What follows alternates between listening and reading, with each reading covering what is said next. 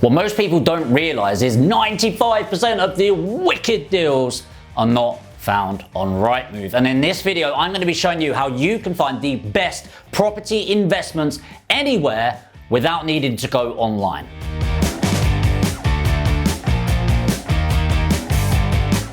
So let's jump into the top 5 places I'd be looking, starting with auction houses. So a lot of people don't like auction houses because they used to be a great place to find it, and if, like me, you've watched an incessant, obsessive amount of Homes Under the Hammer and you think you're a property expert and looking to give it a go, but you went a step further than me and got some education, hence why you're watching a YouTube channel like this.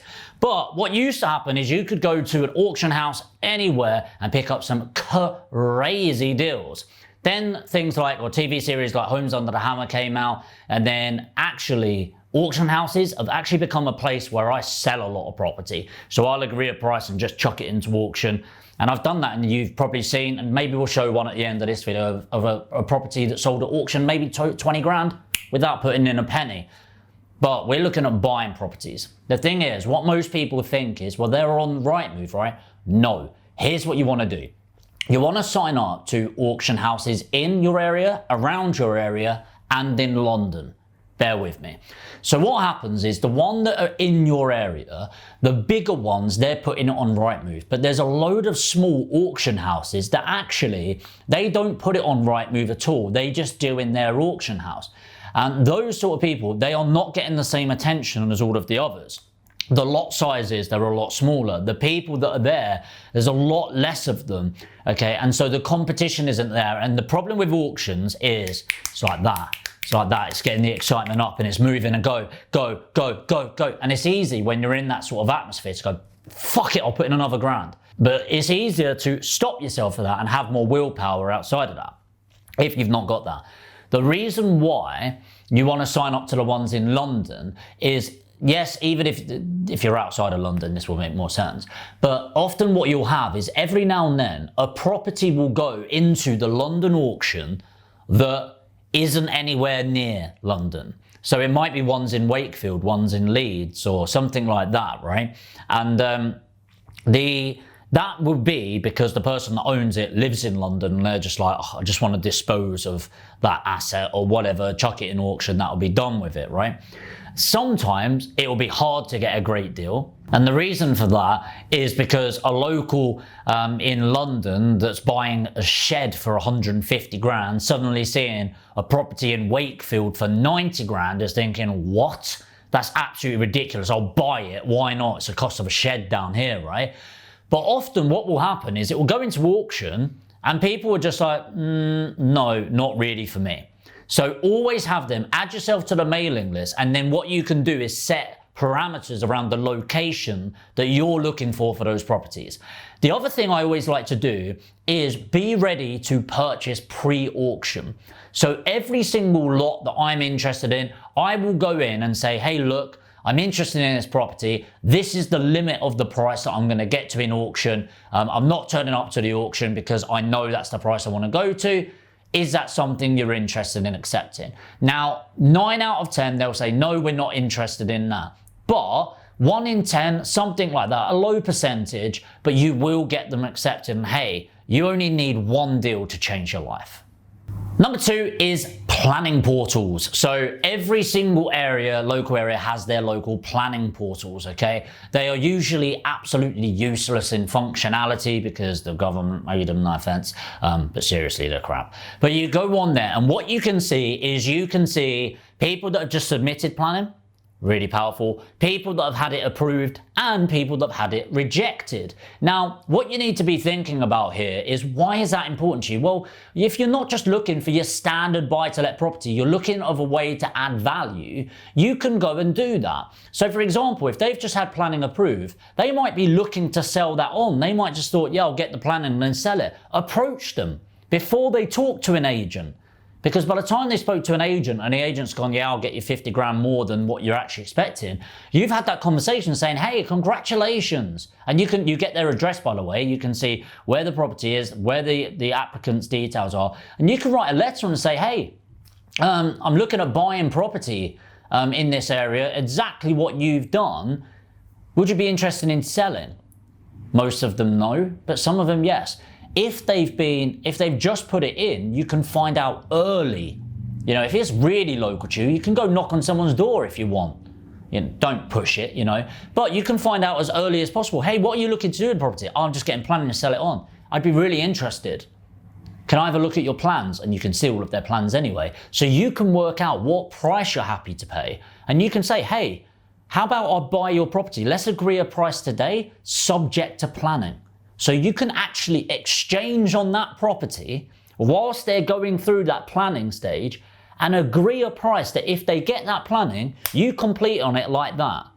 The other one, the third one, is if they get rejected. Think about it. They've just spent thousands trying to get plans, but you know you can get it on there. Why not put in an offer and say, hey, I'll pay for your costs that you've just put in. It is a great way of picking up some really good deals. And hey, you're also buying something where you know it's got that added potential to add significant value. Now I'm going to move on to number 3, and this is arguably my favorite way of getting significantly discounted property. But before I jump in, this is a great point just to say it would really help if you're new to the channel to hit the subscribe button and the notification bell. And if you're getting value so far, smash the like. Let's jump into number 3. Number 3, and it is one of my favorites, is repossessions. That sounds a bit brutal saying it out loud. And I don't mean it's my favorite because somebody's getting repossessed. That's really crap. But the reason I like repossessions is twofold. 1, because you can do something before repossession. And 2, you can actually get repossessed properties coming directly to you.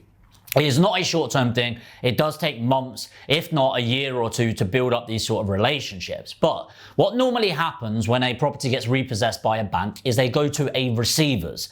Now, I'm not going to give you a list of the receivers that I work with because that would just be a bit stupid. But what happens is the receivers then either chuck it on Rightmove or they chuck it into local auction houses. So what you can do is when you've built up some relationships, either through agents or the auction houses, you start to learn who the receivers are, the main ones that get assigned in your area. Now, what's really good to know, and you can search this on propertydata.co.uk, is find out who the major lenders are in your area, on your patch. And this is really powerful. You should write this down. So once you've got that data, you can find out who the receivers are that represent those banks when they repossess properties.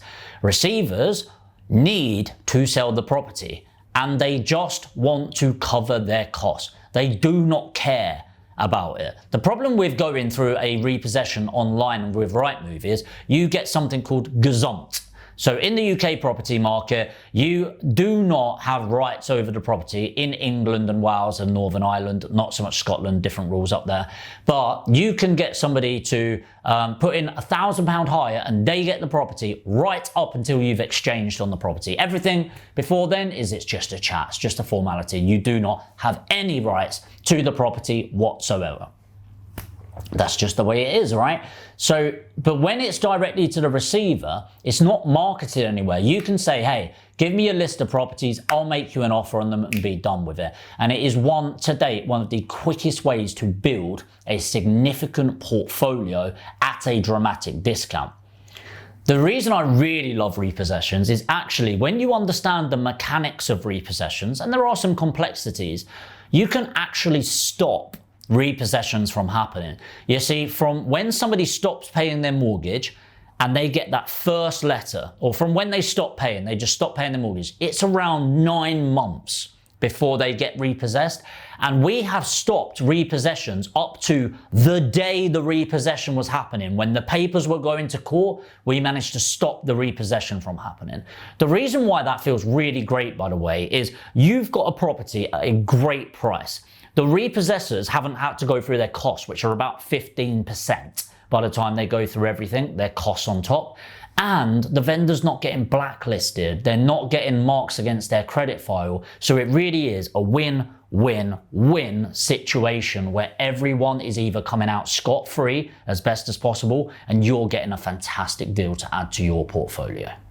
So number 4 is the more direct channels, okay? So I'll give you a few examples. Facebook Marketplace, Open Rent, and Gumtree, okay? The reason I really like these channels is a lot of people on them specifically do not like working with agents. There are still a lot of people that do not like working with estate agents. If you go to your local newspapers and put an ad in there, for example, the amount of, especially the older generation, just don't want to work with estate agents for whatever reason. Not everyone, obviously, a generalization. But the great thing is, these are people that are in a position that have proactively put their property on saying, buy my property, I don't want to talk to agents.